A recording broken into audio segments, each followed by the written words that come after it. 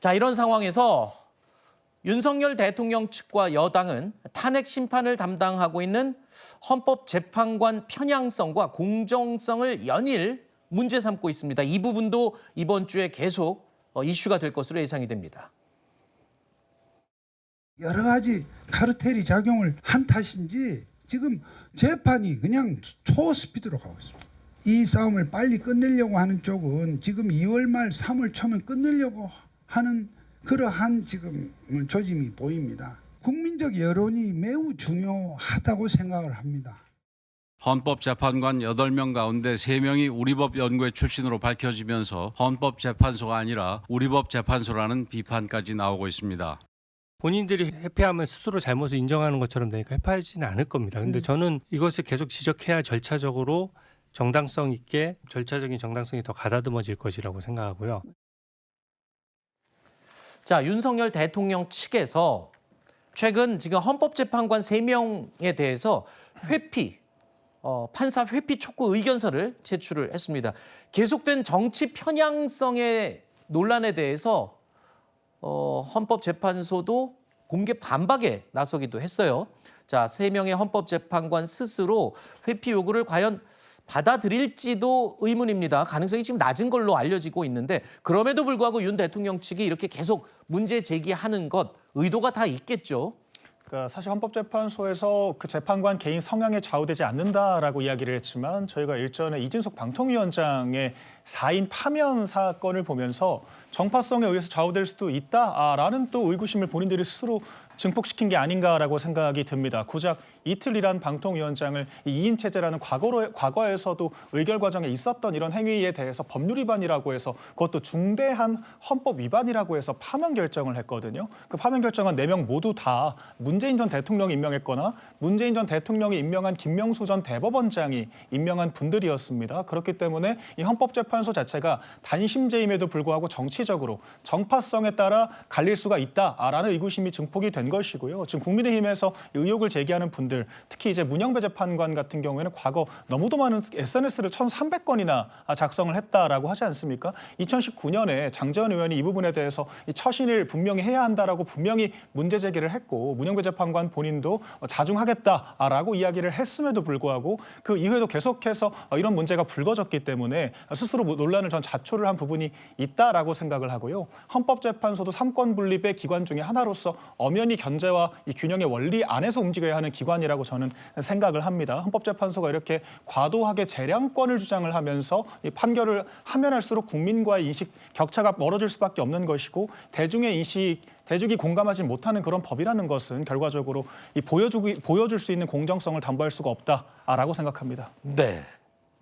지금 헌법재판관들에 대한 이 불신, 윤 대통령 측이 갖고 있는 불신, 이것 말고도 지금 형사재판이 진행되는 이 부분에 대해서도 일각에서 판사들에 대한 일종의 음모론이 제기되기도 했어요. 그러니까 지금 두 가지가 진행되고 있죠. 형사재판 그리고 탄핵심판. 탄핵심판의 재판관들에 대한 기피 신청도 있지만 지금 형사재판에 대한 판사들에 대한 불신도 서서히 지금 논란이 불지펴지고 있어요. 그렇죠. 재판이 단 한 번도 진행되지 않는데 벌써부터 사실상 뭐랄까요, 불복의 밑자락을 까는 인상을 주고 있는 거죠. 사건에 하등 도움되지 않습니다. 이를테면 보수 진영 일각에서 나오는 음모론은 판사 이름을 두고 화교 출신이네, 중국인이네 이런 방식 까지 나아가고 있습니다.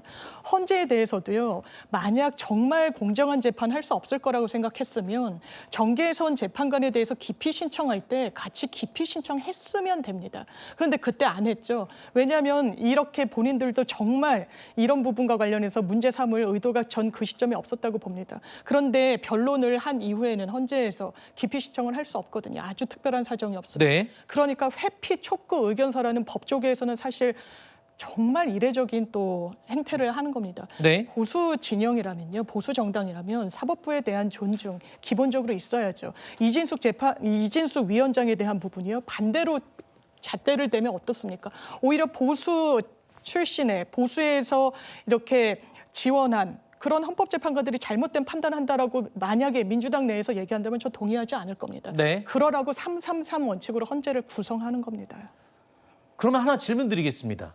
지금 야당에서는 윤 대통령 측이 판사에 대한 불신임 이런 부분에 대해서 비판을 하고 있는데 그러면 거꾸로 이재명 대표도 역시 이화영 씨에 대해서 판결을 내린 재판부가 본인의 재판을 담당하는 것 자체가 문제가 있다면서 또 재판부 기피 신청을 했잖아요. 그러면 똑같이 이재명 대표 측도 기피 신청을 하는 거 아닌가요? 판사에 대한 지금 불신을 하는 거잖아요. 사건별로 정확히 봐야 될 필요가 있다고 생각하는데요. 네. 저는 정계선 재판관에 대해서 기피 신청해서 그 부분에 대한 법적 판단을 받은 것 자체를 비판하고 싶지 않습니다. 이재명 대표 같은 경우에는 이화영 전 부지사의 재판이 상당히 재판의 쟁점이 겹쳐 있는데 동일한 판사한테 한 번 더, 왜냐하면 관련해가지고 판결을 내렸던 판사한테 받으면 신급의 이익을 박탈당하는 거거든요. 당사자 입장에서는. 그렇기 때문에 회피를 하라고 하는 상황과 본인이 판단했을 때 기피 신청을 하는 건 법률적으로 완전히 다르다. 그리고 윤석열 대통령은 지금까지 없는 절차를 계속해서 밟아왔습니다. 네. 체포영장 발부에 이의가 있으면 체포 적부심을 하면 돼요. 영장 실질 단계에서 다투면 됩니다. 그런데 이의 신청을 하고 권한쟁의 심판을 하고 없는 절차를 활용하는 거, 이런 거는 사실 헌정사에서 특히 정치권에서 보기 드문 광경이었던 건 부인할 수 없어 보입니다. 자, 각자의 이유가 있는 것 같지만 국민들이 바라볼 땐 의아한 건 이 지점입니다. 윤 대통령도 이 사법부의 판단에 지금 이의 제기를 하고 있는 것이고 이재명 대표도 역시 재판에 대한 판사에 불신을 하고 있는 것이고 참 왜 이렇게 사법부에 대한 기본적인 불신이 이렇게 정치인들은 많은가요? 그러게요. 그런데 우리나라의 특성상 우리가 지금 완전히 진영 정치로 나눠지고 있잖아요. 네. 원래는 국회에서 협상으로서 또 서로 조율함으로써 이런 갈등들을 해결해야 되는데 이제 무조건 정치의 사법화가 이루어집니다. 그러니까 무조건 재판, 무조건 또 헌재로 끌고 갑니다. 그러다 보니까 헌재의 결정 자체를 또 불복하고 또 계속 기피 신청까지 이루어지는 것 같은데 네. 아까 말씀하셨듯이 두 가지를 또 장병께서 잘 설명해 주셨지만 이 두 가지의 차이가 있습니다. 왜 지금 헌법재판소에 이렇게 이 회피 요구 신청이라는 유례 없는 그런 신청까지 했을까요? 너무 불공정하게 보이기 때문입니다. 두 가지 비교해 볼까요? 지금 정계선 헌법재판관에 대한 기피 신청 얼마나 걸렸게요? 하루 걸렸습니다. 그 기피 신청 내자 그 다음날 그냥 기각시켜버렸어요. 그런데 지금 말씀하신 신진우 부장판사에 대한 이재명 변호인 측의 기피 신청은 어떻게 됐을까요?